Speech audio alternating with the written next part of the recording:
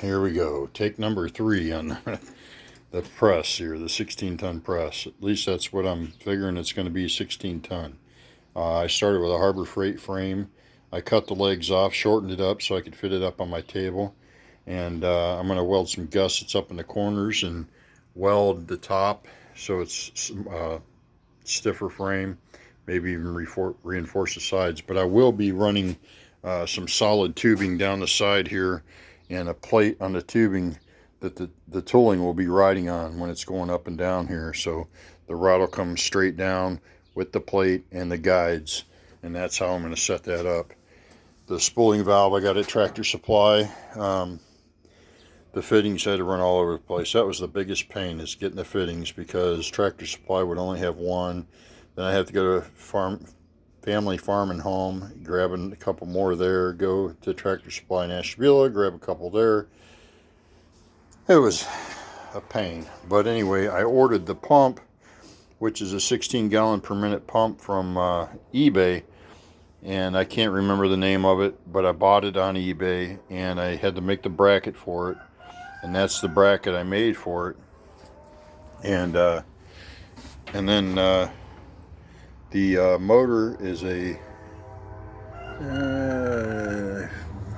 Northern, I forget what it's called.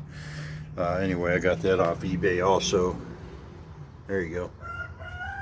But just got that wired up. I did have it wired backwards, and it wasn't pumping. It wasn't working, and so I rechecked the diagram and switched it to the other side, and now it is working. So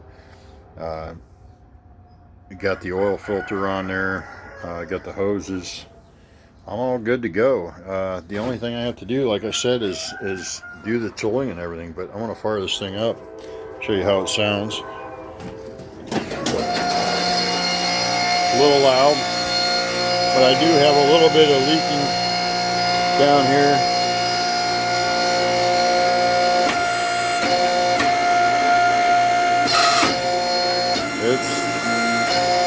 I can go slow.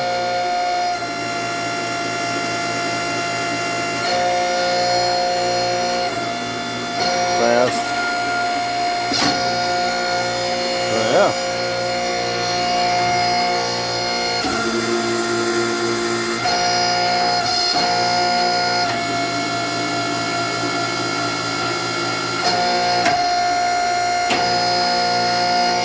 There goes that leak.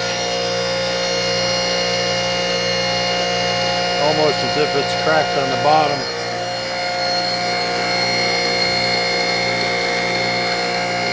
But then again, it might be leaking in here.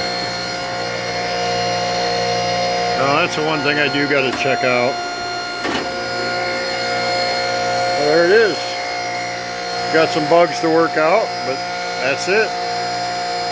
And I'll do an updated video on it. I see I got some hose sucking in there. I'm going to shut it off and see if maybe, I don't know if I need to crack the top on this. Maybe one of you guys could tell me. That might be the reason. But anyway, I'm going to get to looking at this leak and see where exactly that's coming from and try to fix that. I might have to replace that. Might just be a fault in the spooling valve. I might have to change it out. But I'll let you know in the next video. But anyway, thanks for watching.